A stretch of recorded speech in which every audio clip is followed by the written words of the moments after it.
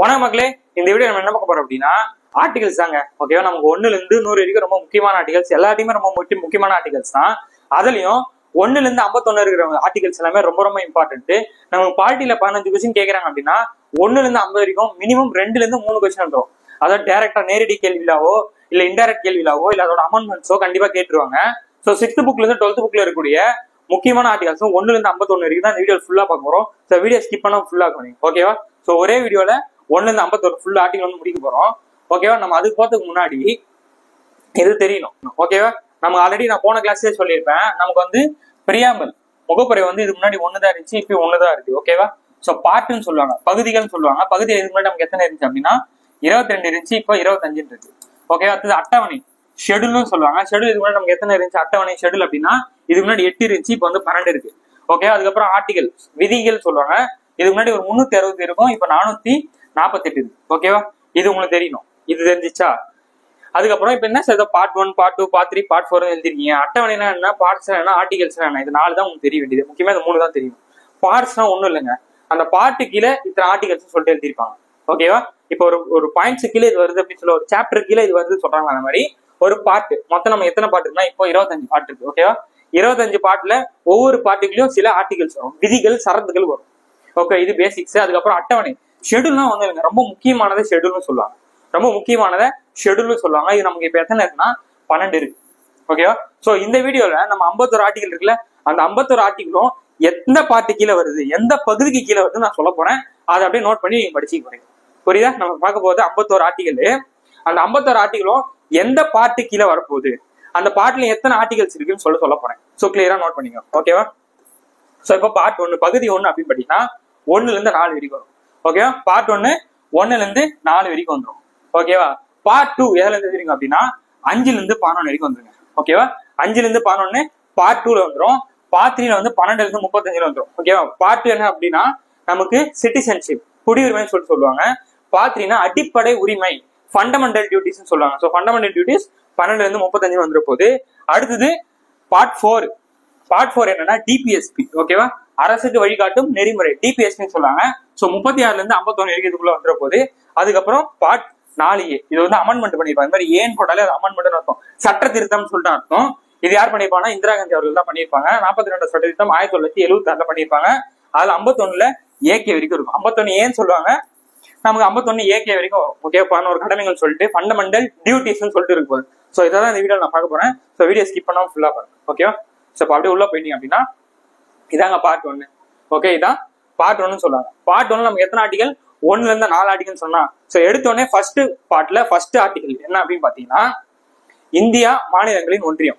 ஒரே ஆர்டிகல்ல 2 விஷயத்தை பத்தி பேசுறாங்க. அதாவது அம்பேத்கர் அவர்கள் வந்து புக் எழுதுறாங்க அப்படின்னா மொதல் ஆர்டிகல் எதை பத்தி பேசணும், நம்ம இந்தியா பத்தி தான் பேசியிருப்பாரு. இந்தியாவோட பேர் என்ன, அது என்ன, இந்தியா எப்படிப்பட்ட இந்தியா அப்படின்னு சொல்லிட்டு சொல்லியிருப்பாரு. என்னன்னா இந்தியாவோட பேர் என்னன்னா India that is Bharat. India என்னும் பாரதம் தான் நம்ம இந்தியாவோட பேரே இருக்கு. இப்போ கூட போனாட்டு எலெக்ஷன் டைம்ல ஏதோ இந்தியா கூட்டணி வரதுனால இந்தியா பேர் வந்து பாரத் மாத்த போறாங்க ஏன் அப்படின்னு ஒரு பொருளை கிளப்பி விட்டாங்க. கரெக்டா? ஆனா சட்டப்படி நம்ம இந்த புக்ல என்ன கான்ஸ்டிடியூஷன் புக்ல அம்பேத்கர் என்ன எழுதிருக்காங்க அப்படின்னா India that is Bharat, India என்னும் பாரதம் அப்படின்னு தான் புக்ல எழுதியிருக்காங்க. ஓகேவா, சோ அப்படிதான் எழுதியிருக்காங்க. இது வந்து ஃபர்ஸ்ட் பாயிண்ட்டும். ரெண்டாவது எப்படின்னா இந்தியா வந்து மாநிலங்களின் ஒன்றியம், எல்லா மாநிலத்தோட ஒன்றியம் தான் சொல்லியிருப்பாங்க. ஓகேவா, டெரிட்டரி ஆஃப் யூனியன் சொல்லிட்டு சொல்லியிருப்பாங்க. இதுதான் first article. So first article என்னது, மொதல் ஆர்டிகல் என்ன சொல்றாரு, இந்தியாவோட பேரை சொல்றாரு. இந்தியானா என்ன, இந்தியா எப்படிப்பட்டதுன்னு சொல்றாரு. இந்தியா மாநிலங்களின் ஒன்றியம். ஓகேவா, டெரிட்டரி ஆஃப் யூனியன் சொல்றாரு. இந்தியாவோட பேரை வந்து சொல்றாரு, என்னது, India that is Bharat, India என்னும் பாரதம் அப்படின்னு சொல்லிட்டு ஃபர்ஸ்ட் ஆர்டிகல சொல்லி முடிக்கிறார். ஓகே, சோ ஃபர்ஸ்ட் பார்ட் பேர் என்ன, யூனியன் அண்ட் இட்ஸ் ஸ்டேட்ஸ், ஒன்றியம் அதன் எல்லைகள் சொல்லிட்டு சொல்லுவாங்க. ஓகே, இதான் வந்து பார்ட் 1. சோ ஃபர்ஸ்ட் ஆர்டிகல் முடிச்சிட்டோம். இப்ப ரெண்டாவது ஆர்டிகல் என்ன சொல்றாரு அப்படின்னா இந்தியாவில் புதிய நாடுகளை சேர்த்தல். ஆர்டிகல் 2 என்னன்னா அட்மிஷன். என்ன சார் அட்மிஷன் அப்படின்னா ஒண்ணும் இல்ல, இந்தியால இல்லாத ஒரு கண்ட்ரிய, ஒரு நாட்டையோ ஒரு பகுதியோ ஒரு பிளேஸையோ இந்தியா கூட சேர்க்கறது, அவ்வளவுதான். ஆர்டிகல் 2 என்ன சொல்லுது, விதி 2 என்ன சொல்லுது அப்படின்னா இந்தியால இல்லாத பகுதியை, இந்தியால இல்லாத ஒரு பிளேஸ் இந்தியாவோட சேர்க்கறது. அப்படி சேர்த்தாங்கன்னா அது எது கீழே வரும்னா ஆர்டிகல் 2 கூட வரும். ஓகேவா, so admission are establish of new states சொல்லிட்டு சொல்லுவாங்க. சோ இந்தியால இல்லாத ஒரு பகுதியை இந்தியாவோட சேர்க்கறது, இதான் ஆர்டிகல் 2. ஓகே, உதாரணத்துக்கு இப்ப ஸ்ரீலங்கா இருக்குன்னா ஸ்ரீலங்கா வந்து கொஞ்ச நாள் கழிச்சு இந்தியாவோட சேர்க்கணும்னா அது எது கீழே சேர்ப்பாங்கன்னா ஆர்டிகல் 2 கீழே சேர்ப்பாங்க. ஓகே, சோ இந்தியாவில இல்லாது outside of India, simple outside of இந்தியால இருந்து ஒரு பிளேஸையோ ஒரு பகுதியோ ஒரு நாட்டையோ ஏதோ ஒரு விஷயத்தை இந்தியா கூட சேர்த்தாங்கன்னா அது ஆர்டிகல் 2. புரியுதா? இப்ப ஆர்டிகல் 3, ஆர்டிகல் 3ல என்னன்னா ஒண்ணுமே கிடையாது. ஆர்டிகல் 3 இப்ப அவுட் சைடு இந்தியாவுக்கு வெளியில போனோமா, இப்ப இந்தியாக்குள்ளேயே ஒரு ஸ்டேட்டையோ இல்ல 2 ஸ்டேட்டையோ பிரிக்கிறது சேர்க்குது. ஓகே, இந்தியாக்குள்ள இருக்கக்கூடிய ஒரு ஸ்டேட்டை 2ஆ உடைக்கிறது. உதாரணத்துக்கு ஆந்திராவை 2ஆ உடைச்சு விட்டாங்களா 2014ல? ஆந்திரா தெலுங்கானா 2ஆ பிரிச்சாங்களா? அதுதான், அது எதுக்கு இல்லைன்னா ஆர்டிகல் 3. அப்ப இந்தியாவுக்குள்ள இருக்கக்கூடிய ஒரு மாநிலத்தை 2ஆ உடைக்கிறது, 2 மாநிலத்தை ஒன்னா சேர்க்கிறது, மாநிலத்தோட நிலப்பரப்புக்குள்ள அதோட பவுண்டரிஸ் அதை வந்து மாத்துறது, ஒரு மாநிலத்தோட பேரை மாத்துறது. இப்ப தமிழ்நாடு பேரை மாத்தினாங்களா, ஒடிசா ஒடியான்னு மாத்தினாங்களா, அதெல்லாம் எது கீழே வரும்னா ஆர்டிகல் 3 கீழே தான் வரும். புரியுதா? அப்ப ஆர்டிகல் 3 வந்து இந்தியாக்குள்ள இருக்கக்கூடிய ஒரு ஸ்டேட்டோட பேரை மாத்துறது, அதோட பவுண்டரிஸ் எல்லைகளை மாத்துறது, ஒரு ஸ்டேட்டை 2 ஸ்டேட்டா உடைச்சு விடுறது, 2 ஸ்டேட்டை ஒன்னா சேர்த்து வருதுன்னு சொல்லிட்டு இந்தியாக்குள்ள எது பண்ணாலும் அது ஆர்டிகல் 3. புரியுதா? அப்ப ஆர்டிகல் 2 தான் இந்தியாவுக்கு வெளியில இருந்து ஒரு பகுதியை சேர்க்கிறது, ஆர்டிகல் 3னா இந்தியாவுக்குள்ள இருக்கக்கூடிய ஒரு விஷயத்த சேர்க்கறது, பிரிக்கிறது, பேரை மாத்துறது. ஃபர்ஸ்ட் ஆர்டிகல்னா இந்தியாவோட பேரை சொல்றது. பக்கா புரிஞ்சிச்சா? ஓகே, ஆர்டிகல் 4 என்னன்னா ரொம்ப சிம்பிள்ங்க, இது அந்த அளவுக்கு இம்பார்ட்டன்ட் கிடையாது. ஆர்டிகல் 4னா ஒண்ணுமே கிடையாது. ஆர்டிகல் 4 என்ன அப்படின்னா 2வது ஆர்டிகல் 3வது ஆர்டிகல் பண்றாங்கல்ல, 2வது ஆர்டிகல் மற்றும் 3வது ஆர்டிகல் பண்றாங்கல்ல, அதை அமெண்ட்மெண்ட் பண்றது. அமெண்ட்மெண்ட்னா சட்ட திருத்தம் பண்ணீங்கன்னா அதை நீங்க கவுண்ட்ல எடுத்துக்காதீங்க, கணக்குல எடுத்துக்காதீங்கன்னு சொல்லுவாங்க. இன்னைக்கு டேட் வரைக்கும் எத்தனை அமெண்ட்மெண்ட் சட்ட திருத்தம் பண்ணியிருக்காங்கன்னா 106 சட்ட திருத்தம் வந்து பண்ணிருக்காங்க. ஓகேவா? 106 அமெண்ட்மெண்ட் வந்து செஞ்சிருக்காங்க. அமெண்ட்மெண்ட்னா என்ன சார், சட்ட திருத்தம்னா என்ன ஆக்சுவலா அப்படின்னு கேட்டீங்கன்னா சிம்பிளா சொல்ற மாதிரி, அம்பேத்கர் வந்து 1950 ஜனவரி 26 புக் எழுதி அது நடைமுறைக்கு வந்துருச்சு. நவம்பர் 26 1943 எழுதி முடிச்சிருப்பாங்க. அன்னைக்கு டேட்டுக்கு அவர் வந்து எழுதி முடிச்சுட்டு போயிட்டாரு. இப்ப புதுசா நிறைய விஷயம் வருது. அப்ப ஏதாவது டவுட் அப்படின்னா நம்ம சட்ட திருத்தம் பண்ணணும். இப்போ உதாரணத்துக்கு ஆர்டிபிஷியல் இன்டெலிஜென்ஸ் ஒண்ணு இருக்கு, அது நம்ம அம்பேத்கருக்கு தெரியுமா?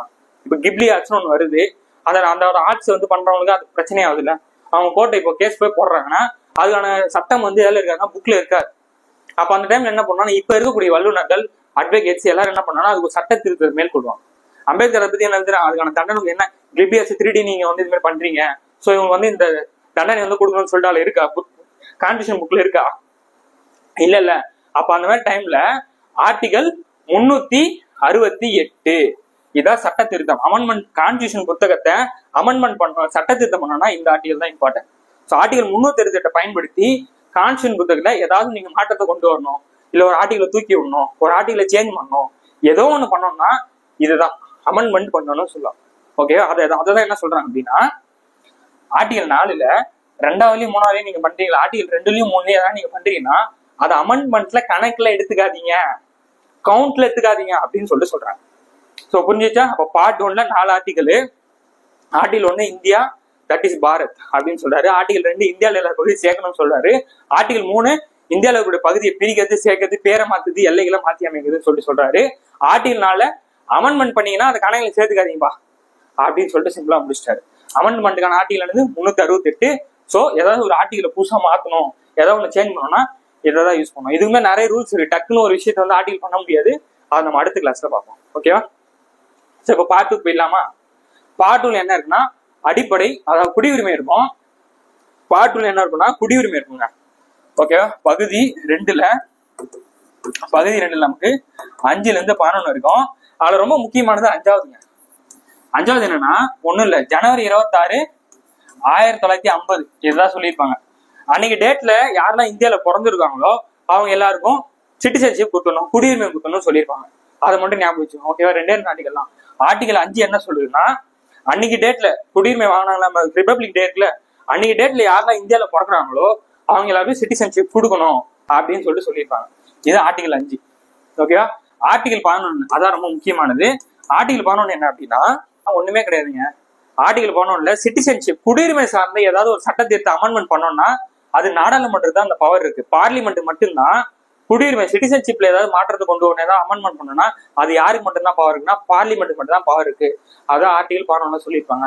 சோ மிச்சம் இது ரொம்ப முக்கியம் இல்லை. நம்ம எக்ஸாம் பாயிண்ட் ஆஃப் வியூல எது ரொம்ப முக்கியமோ அதை மட்டும் தான் பார்க்கணும். இப்ப 400 சில்லற ஆர்டிகல் இருக்கு, நம்ம 400 சில்லறையுமே பார்க்கணும்னா அதான் தேவையில்லை. சோ முக்கியமானது மட்டும் பார்க்கலாம். ஓகேவா? முக்கியமானது எக்ஸாம்ல என்னென்ன கேட்டிருக்காங்க அதை கொஞ்சம் பார்க்க வேண்டியது இருக்கு. நம்ம பாயிண்ட் ஆஃப் வியூல எது ரொம்ப முக்கியமோ அதை மட்டும் பார்த்தா போதும். சோ அப்ப இதுல வந்து என்ன கேட்பாங்கன்னா அது மாதிரி 1955 தான் குடியுரிமை சட்டம் சிட்டிசன்ஷிப் ஆக்ட் போட்டுருப்பாங்க. இது வரைக்கும் எத்தனை வாட்டி சட்ட திருத்தம் பண்ணியிருக்காங்க அப்படின்னா 9 முறை பண்ணிருக்காங்க. இதான் நீங்க வந்து தெரிஞ்சுக்க வேண்டியது. சிட்டிசன்ஷிப்ல குடியுரிமையில பகுதி 2ல 5ல இருந்து 11 இது 2 விஷயம் தான் ரொம்ப முக்கியமா தெரிஞ்சுக்கணும். 1955 சிட்டிசன்ஷிப் ஆக்ட் குடியுரிமை சட்டம் வந்து போட்டிருப்பாங்க. எத்தனை வாட்டி சட்ட திருத்தம் பண்ணிருக்காங்கன்னா 9 முறை இது வரைக்கும் பண்ணிருக்காங்க. ஆர்டிகல் 5 1950 ஜனவரி 26 யாருக்கெல்லாம் வந்து குடியுரிமை கொடுக்கணும் அப்படின்னு சொல்லிட்டு அதை பத்தி பேசியிருக்காங்க. ஆர்டிகல் 11 நாடாளுமன்றத்துக்கு தான் அந்த பவர் இருக்கு. பார்லிமெண்ட் மட்டும் தான் சிட்டிசன்ஷிப்பை சட்டத்தை அமெண்ட்மெண்ட் பண்றதுக்கான பவர் வந்து அவங்க மட்டும் தான் இருக்கு. இது 2 மட்டும் நீங்க தெரிஞ்சுக்கிட்டா போதும். ஓகேவா? சோ இதோட பார்ட் 2 வந்து முடியுது. ஓகேவா? நான் கொடுக்கல, ரொம்ப ஈஸியானாலும் நான் பண்ணல. இப்போ அப்படியே பார்ட் 3ல வந்துடலாம். பார்ட் 3 ஆனது ஃபண்டமெண்டல் ரைட்ஸ், அடிப்படை உரிமை வந்து கொடுத்துருக்காங்க. ஓகேவா? நம்மள ஆட்சி பண்ணிட்டு வந்தது பிரிட்டிஷ். நம்மள ஆட்சி பண்ணிட்டு வந்து யாரு? பிரிட்டிஷ். அவங்க வந்து நமக்கு சட்டம் வந்து ஏதாவது அடிப்படை உரிமை அதெல்லாம் கொடுத்தாங்களா? அவங்க இஷ்டம் போல தானே எழுதுறாங்க. அதனால கான்ஸ்டியூஷன் புக் எழுதும் போது என்ன பண்றாங்க அப்படின்னா அம்பேத்கரும் அவங்களோட குழுவும் டீமும் நம்ம மக்களுக்கு ஏதாவது கொடுக்கணும், ஃபண்டமெண்டல் அடிப்படை உரிமைகள் கொடுக்கணும்னு சொல்லிட்டு எழுதுறாங்க. ஓகேவா? அதுல ஃபர்ஸ்ட் என்ன எழுதுறாங்க? மாநிலங்கள் வரையறது, அதாவது டெஃபினேஷன் ஆஃப் ஸ்டேட்னு சொல்றாங்க. ஸ்டேட்னா என்ன சார்? தமிழ்நாடுவா, கேரளாவா, கர்நாடகாவா அப்படின்னு ஒரு டவுட் இருக்கும்.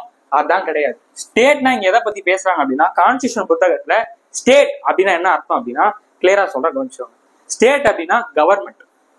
இங்க கான்ஸ்டியூஷன் புத்தகத்துல ஸ்டேட்னா மாநிலம் அப்படின்றது அர்த்தம் கிடையாது. இங்க கான்ஸ்டியூஷன் அரசியலமைப்பு புத்தகத்துல ஸ்டேட் அப்படின்னா அரசாங்கம், மத்திய அரசாங்கம், மாநில அரசாங்கம், அப்புறம் கவர்மெண்ட் வேலையில் இருக்கக்கூடிய நபர்கள். நான் இப்ப கீழே எழுத போறல ஆர்டிகல்ஸ், அடிப்படை உரிமைகள், அதை வந்து நீங்க மக்கள் கிட்ட இருந்து தடுக்க கூடாது, அவங்க கிட்ட அந்த சுதந்திரமா அது இருக்கணும் அப்படின்னு சொல்லிட்டு சொல்றாரு. ஓகேவா? எப்ப கவர்மெண்ட், மத்திய அரசு, மாநில அரசு, அந்த அரசு கீழே வேலைக்கூடிய கவர்மெண்ட் ஆபீசர் சொல்றது கேட்டுக்கோங்கப்பா. நான் கொடுக்குற அடிப்படை உரிமையை உங்களால அதை மீறக்கூடாது. நீங்க வந்து அதை பாதுகாக்கணும். புரியுதா? உங்களதான் சொல்றேன். அதை வந்து நீங்க வந்து மீறக்கூடாது. நீங்க தான் வந்து மக்களுக்கு அதை வழங்கணும், பாதுகாக்கணும் அப்படின்னு சொல்லிட்டு சொல்றாரு.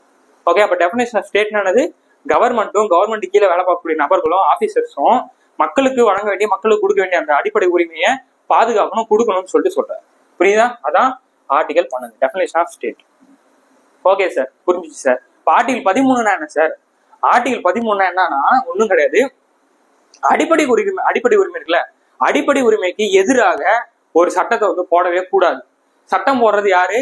பார்லிமெண்ட், நாடாளுமன்றம் தான் ஒரு சட்டத்தை போடும் புதுசா. அந்த பார்லிமெண்ட் சட்டமன்றம் நீ வந்து அடிப்படை உரிமைக்கு எதிர்த்து நீ போடக்கூடாது அப்படின்னு சொல்லிட்டு சொல்றாரு. ஆர்டிகல் 13 என்ன சொல்றாரு? அடிப்படை உரிமைக்கு எதிராக சட்டம் போடக்கூடாது பார்லிமெண்ட் அப்படின்னு சொல்றாரு. இன்கேஸ் அப்படி போட்டாலும் அது வந்து தப்புன்னு சொல்லக்கூடிய அதிகாரம் யார்கிட்ட இருக்கு அப்படின்னு கேட்டாங்கன்னா உச்ச நீதிமன்றம். அது செல்லாதுன்னு சொல்லக்கூடிய அதிகாரம் உச்ச நீதிமன்றத்தில் இருக்கு. உச்ச நீதிமன்றம் சுப்ரீம் கோர்ட். ஓகேவா? சோ அப்ப அடிப்படை உரிமை எதிராக ஒரு சட்டம் போடுது நாடாளுமன்றம்னா அது வந்து ஒர்க் அவுட் ஆகாது, அது செல்லுபடி ஆகாது, தடை பண்ணக்கூடிய சட்டம் யார்கிட்ட இருக்கு அப்படின்னா உச்ச நீதிமன்றம், சுப்ரீம் கோர்ட்டு தான் இருக்கு. புரியுதா? இதான் ஆர்டிகல் 13 சொல்றாரு. அப்ப ஆர்டிகல் 13 என்னது? சிம்பிளா அடிப்படை உரிமைக்கு எதிராக போடக்கூடிய சட்டம் செல்லாது. அப்படியே நாடாளுமன்றம் பார்லிமெண்ட் போட்டாலும் அது தப்பு, அது செல்லாதுன்னு சொல்லக்கூடிய அதிகாரம் உச்ச நீதிமன்றம், சுப்ரீம் கோர்ட்டு தான் இருக்கு அப்படின்னு சொல்லிட்டு நெத்தி போட்டு லட்சம் சொல்றாரு நம்ம அம்பேத்கர். புரியுதா? சோ இதான் ஆர்டிகல் நம்பர் 13. புரிஞ்சிச்சா? சோ 12 என்ன சொல்லியாச்சு, 13 என்ன தெரிஞ்சாச்சு. இப்போ ஆர்டிகல் 14. ஆர்டிகல் 14 என்ன அப்படின்னா சட்டத்துக்கு முன் அனைவரும் சமம், all are equal before law அப்படின்னு சொல்லிட்டு சொல்றாரு. இது நீங்க நல்லா யோசிச்சு பாருங்க. நல்லா யோசிச்சு பாத்தீங்கன்னா நம்ம பாளையக்காரன் சிஸ்டத்திலே பார்த்துட்டு இருக்கோம். பிரிட்டிஷ்காரங்க ஏதாவது ஒரு தப்பு பண்ணாங்கன்னா உங்களுக்கு தண்டனை என்ன தெரியுமா? டே உங்களுக்குலாம் அறிவில்லையாடா, நீ என்ன பண்ண, கிளம்பி வீட்டுக்கு போ, இங்கிலாந்து கிளம்பிட்டு சொல்லிடுறான். இதே நம்ம தமிழ்நாட்டு அளவில் வேற யாராச்சும் அதில் போராட்டம் பண்றாங்க, விடுதலை போடுறது யாரும் பண்ணினா பிடிச்சி ஜெயில போடுறது, கொலை பண்றது, சுட்டு தள்ளுறதுன்னு சொல்லிட்டு சொல்றாங்க. இங்க எங்க சமமா இருக்கா பாருங்க. இங்க இங்கிலாந்துக்காரன் பிரிட்டிஷ்காரன் ஏதாவது தப்பு பண்ணானா தம்பி நீ வந்து வீட்டுக்கு கிளம்பி போயிட்டுன்னு சொல்லிட்டு வீட்டுக்காரங்க அனுப்பிச்சு விட்டுறாங்க, இங்கிலாந்துக்கு அனுப்பிச்சு விட்டுறாங்க. அதே நம்ம விடுதலை போடுறதுல யாராச்சும் இது இன்வால்வ் வராங்க அப்படின்னா அவங்களுக்கான தண்டனை என்ன? ஆயுள் தண்டனை, சுடுறது, கொல்றது, ஏதாவது ஒண்ணு பண்ணி விடுறதுன்னு சொல்லிட்டு பண்றாங்க. கரெக்டா? அப்ப இங்க வந்து சமமா இருக்கா? தண்டனை வந்து சமமா இருக்கா? இல்ல. அதுதான் ஆர்டிகல் 14 என்ன சொல்றாங்கன்னா சட்டத்துக்கு முன்னாடி எல்லாரும் சமம். நீ ஏழையாரு, பணக்காரனாரு, நீ வெள்ளையாரு, கருப்பாரு, நீ ஆணாரு, நீ பெண்ணாரு, நீ யாரா வேணாரு. சரியா? நீ யாரா வேணாரு. ஆனா நீ ஒரு தப்பு பண்ணனா அந்த தண்டனை எல்லாருக்கும் ஈக்குவல்னு சொல்ற. புரியுதா? Article number 14. சட்டத்துக்கு முன் எல்லாரும் சமம், all are equal before law அப்படின்னு சொல்லிட்டு பயங்கரமா சொல்லியிருக்காரு. இது ரொம்ப ரொம்ப முக்கியமான ஆர்டிகல். ஓகேவா? ரொம்ப ரொம்ப முக்கியமான ஆர்டிகல். ஓகேவா? நம்ம தப்பு பண்றோம், தண்டனைனா கொலை பண்றோம்னா எல்லாருக்குமே ஆன தண்டனை அதேதான். பணக்காரனுக்கு 2 வருஷம், ஏழைனா 10 வருஷம் அப்படிலாம் கிடையாது. ஓகேவா? இதான் என்ன சொல்றாரு? ஆர்டிகல் 14 சொல்றாங்க. ரொம்ப ரொம்ப முக்கியமான ஆர்டிகல். அடுத்தது ஆர்டிகல் 15. ஆர்டிகல் 15 என்ன சொல்றாரு அப்படின்னா ஜாதி, மதம், இனம், மொழி, பிறப்பிடம், இதை ஐந்தும் காரணம் காட்டி பாகுபாடு பார்க்கக்கூடாதுன்னு சொல்றேன். ஓகேவா? அதாவது religion, race, caste, sex or place இதை வச்சு இதை வச்சு பாகுபாடு பார்க்கக்கூடாது. இப்ப இதுக்கு முன்னாடி நீங்க யோசிச்சு பாருங்க, ஒரு பொது இடத்துல தாழ்த்தப்பட்ட மக்களோ பட்டியலினத்து மக்களோ போக மாட்டாங்க, போகக்கூடாதுன்னு சொல்லிட்டு ஒரு ஜாதி கட்டமைப்பு இதுக்கு முன்னாடி இருந்தது. சரியா? இப்பயும் சில இடங்கள்ல இருந்துட்டு தான் இருக்கு, அது கொஞ்சம் கொஞ்சமா மாறிட்டு தான் வருது. ஓகேவா? அப்ப அந்த டைம்ல யோசிச்சு பாருங்க, 1950 டைம்ல நீங்க யோசிச்சு பாருங்க எந்த லெவல்ல இருந்துச்சுன்னு சொல்லிட்டு அதோட வீரியம். அப்ப இதுல என்ன சொல்றாருன்னா, இப்போ ஒரு குளத்துக்கோ ஒரு சாலை ரோட்லயோ இல்ல ஒரு கோயில் உள்ளயோ எங்கேயோ ஒரு இடத்துல போறாங்கன்னா அவங்களுக்கு வந்து ஒரு ரெஸ்ட்ரிக்ஷன் பண்ணுவாங்க. நீ வரக்கூடாது, நீங்க டச் பண்ணக்கூடாது, நீங்க அதை பண்ணக்கூடாது, நீங்க இதை பண்ணக்கூடாதுன்னு சொல்லிட்டு எத்தனை ரெஸ்ட்ரிக்ஷன் நம்மளே படிக்கலையா? வைக்கம் சத்தியாகிரகத்துல பெரியார் என்ன பண்ணிருப்பாரு? அதுக்காக ரோட்ல நடந்து போக கூடாது, செப்பல் போடக்கூடாது அப்படின்னு எத்தனை விஷயம் பண்ணிருப்பாங்க. பொது இடத்துல எல்லாருக்கும் அந்த பொதுத்தன்மை இருக்காது. அதுக்காக தான் ஆர்டிகல் 15 என்ன சொல்றாரு அப்படின்னா, பொது இடங்கள்ல இது 5த்தையும் காரணம் காட்டி யாரையும் பாகுபாடு பார்க்க கூடாதுன்னு சொல்லிட்டு ஆர்டிகல் 15 சொல்றாரு. என்னது? ஜாதி, மதம், இனம், மொழி, பிறப்பிடம் இது 5த்தையும் காரணம் காட்டி பொது இடங்கள்ல யாரையும் வந்து பார்க்க கூடாதியா அப்படின்னு சொல்லிட்டு ஆர்டிகல் 15 வேற லெவல்ல சொல்லியிருக்காரு. ஓகேவா? இப்ப ஆர்டிகல் 16 பார்ப்போம். ஆர்டிகல் 16 ஒண்ணு இல்லைங்க, பொது வேலையில அதாவது இது 5த்தையும் காரணம் காட்டி வேலை வாய்ப்புல பாகுபாடு பார்க்க கூடாது. ஓகேவா? எது 5த்தையும்? ஜாதி, மதம், இனம், மொழி, பிறப்பிடம் இதெல்லாத்தையும் 5த்தையும் காரணம் காட்டி வேலை வாய்ப்புல பாகுபாடு பார்க்க கூடாது. உதாரணத்துக்கு எப்படின்னா, பாலினம்னா ஆண்களுக்கு 50,000 சம்பளம், அதே ஒரே வேலைக்கு ஆண்களுக்கு 50,000 சம்பளம், பெண்களுக்கு 30,000 சம்பளம் அப்படின்னு வந்து பாகுபாடு பார்க்க கூடாது அப்படின்னு சொல்லிட்டு சொல்றாரு. 15 என்னன்னா, ஒரு பொது இடத்துல பொது பிளேஸ்ல ஒரு இடத்துல வந்து பண்ணீங்கன்னா அது 15.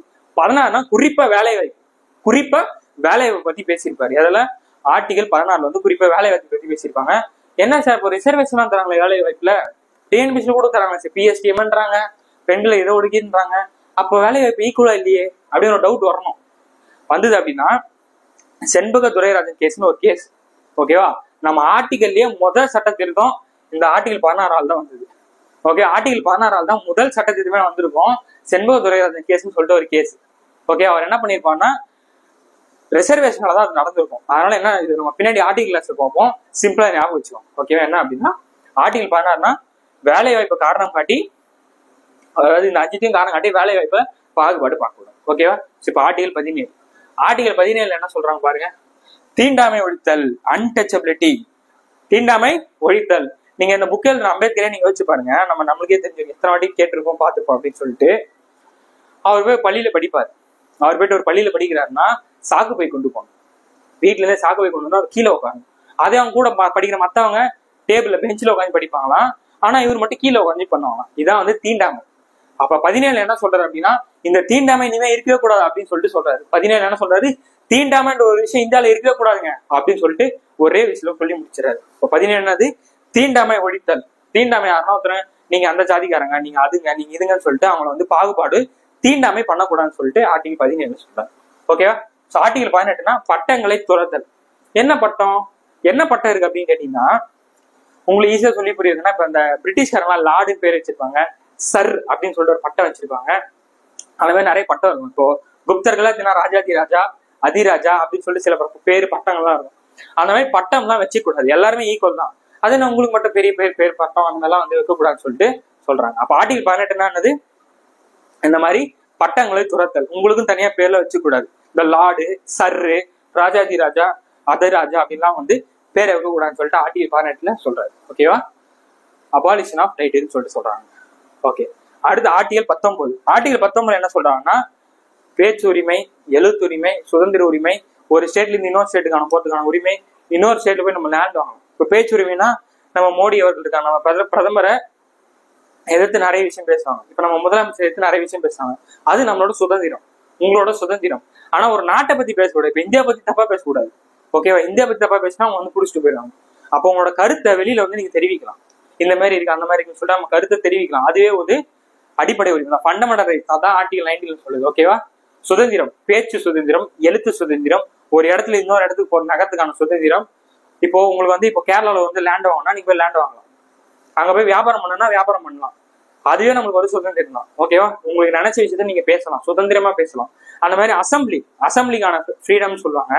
ஒரு இடத்துல குழுவா சேர்ந்து நம்ம பேசலாம். உதாரணத்துக்கு ஒரு டீ கடை இருக்குன்னா டீ கடையில் ஒரு 10 பேரோ ஒரு 4 பேரோ நின்று பேசுவாங்க. அந்த மாதிரிலாம் வந்து ஏன் பேசுறீங்க நம்ம கேட்க மாட்டாங்க. 140 தடை போட்டா அது வேறங்க. அது இல்லாம நம்ம ஒன்னா கூட்டம் கூடலாம், ஒரு அசோசியேஷன் மாதிரி ஆரம்பிக்கலாம், ஒரு சங்கம் ஆரம்பிக்கலாம், ஒரு சங்கம் ஆரம்பிச்சு ஒரு குழுவா செயல்படலாம். எல்லாத்துமே நல்ல விஷயமா இருக்கும்.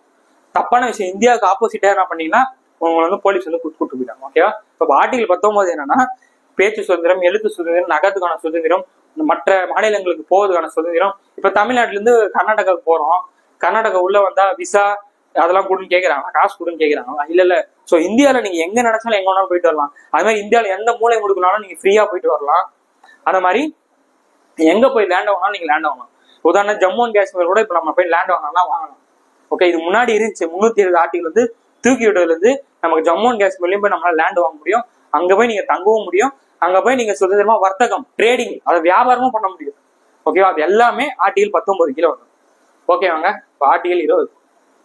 ஆர்டிகல் 20 என்னன்னா குற்றவாளிகள் இப்போ தப்பு பண்ணிட்டாங்கன்னா, ஒருத்தவங்களுக்கு குற்றவாளி ஆயிட்டாங்கன்னா ஒரு தப்புக்கு ஒரு தண்டனை தான் கொடுக்கணும், ஒரு தப்புக்கு 2 தண்டனை கொடுக்கூடாதுன்னு சொல்லிட்டு அதுக்கான பாதுகாப்பு தான் ஆர்டிகல் 20. ஓகேவா? அப்ப குற்றம் சாட்டப்பட்ட நபர்களுக்கு பாதுகாப்பு உரிமை. ஓகேவா? ஒருத்தர் தப்பு பண்ணிட்டாங்க அப்படின்னா ஒரு தப்புக்கு ஒரு தண்டனை தான் கொடுக்கணும், ஒரு தப்புக்கு 2 தண்டனை எல்லாம் கொடுக்க கூடாதுன்னு சொல்லிட்டு அவங்களுக்கான உரிமையை பத்தி பேசுறது ஆர்டிகல் 20. ஓகேவா?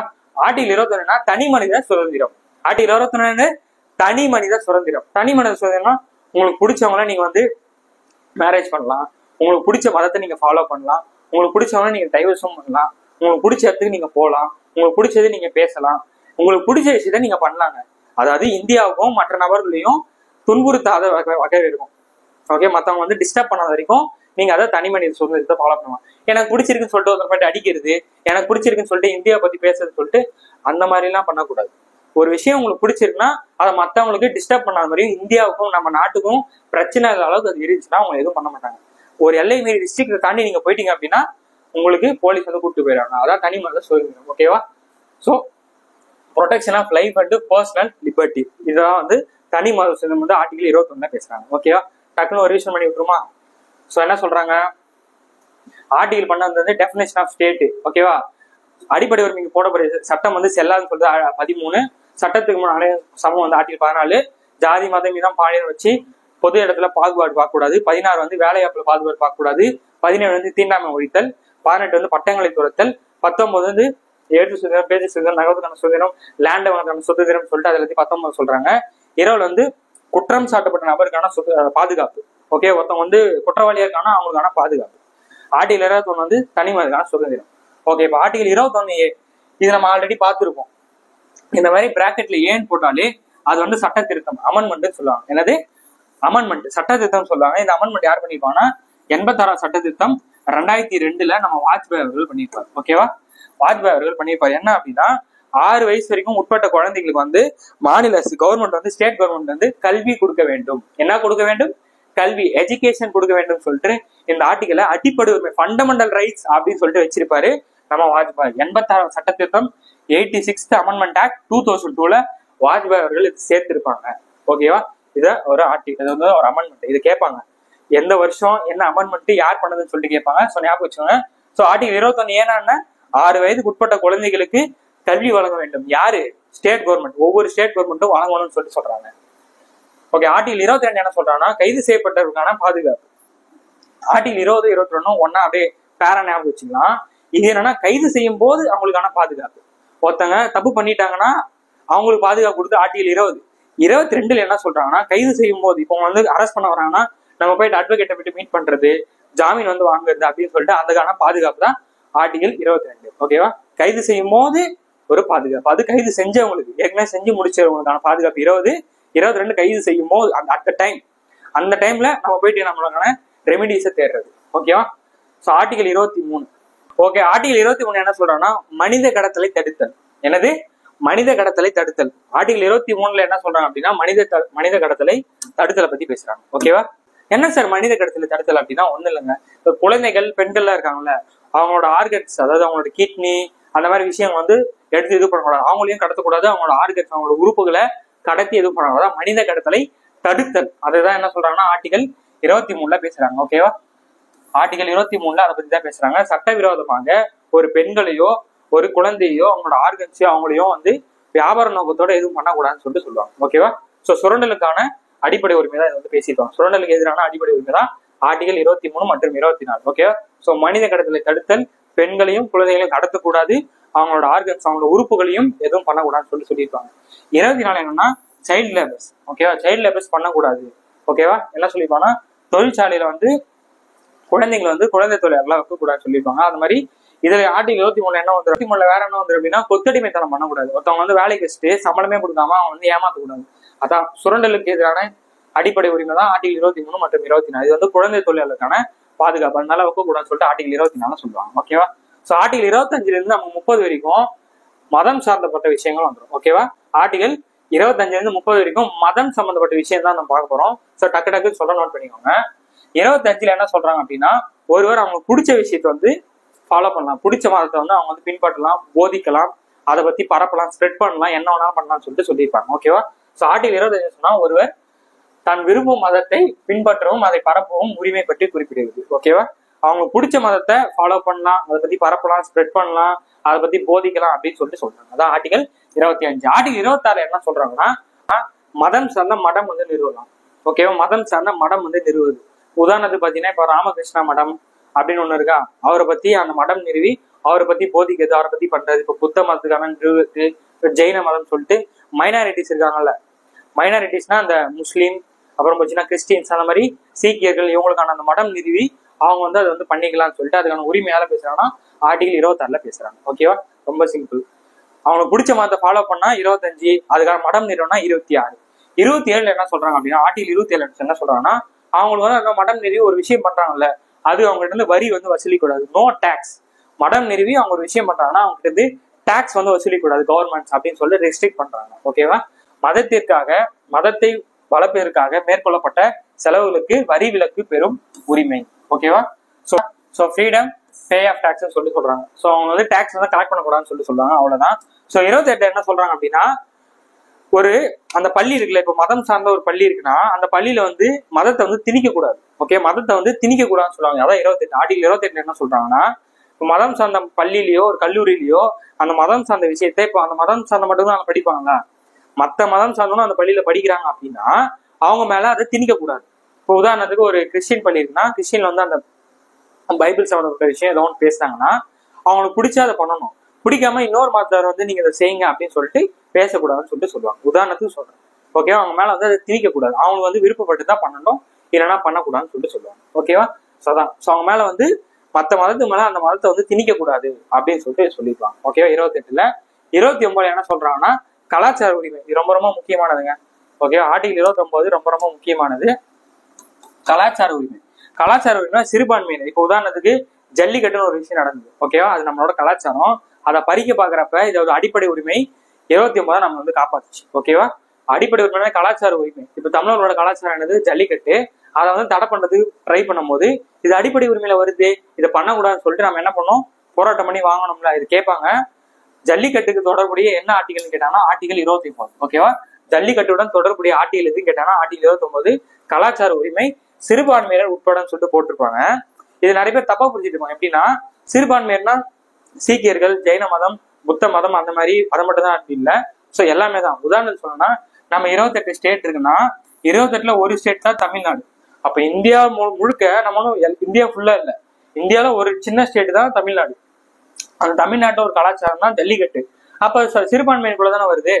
ஸோ அது வந்து அவங்களுக்கு மட்டும்தான் கிடையாது இந்த ஆர்டிகலை பொறுத்த வரைக்கும். ஸோ ஆர்டிகல் 29னா கலாச்சார உரிமை. கொஸ்டின் என்ன கேட்பாங்கன்னா ஜல்லிக்கட்டுடன் தொடர்புடைய விதி என்ன, ஆர்டிகல் என்னன்னு கேட்டாங்கன்னா ஆர்டிகல் 29. ஓகேவா. ஸோ இது ஆர்டிகல் 30 என்ன சொல்றாங்க பாருங்க. ஆர்டிகல் 30 வந்து சிறுபான்மையருக்கான கல்வி நிறுவனம். இப்போ உதாரணத்துக்கு இப்போ Jain college, Loyola college, MCC அப்படின்னு சொல்லிட்டு சிறுபான்மையருக்கான ஒரு பள்ளியோ ஸ்கூலோ வந்து உதாரணத்துக்கு உங்களுக்கு சொல்றேன், அந்த மாதிரி வந்து ரன் பண்ணலாம் அப்படின்னு சொல்லிட்டு சொல்றாங்க.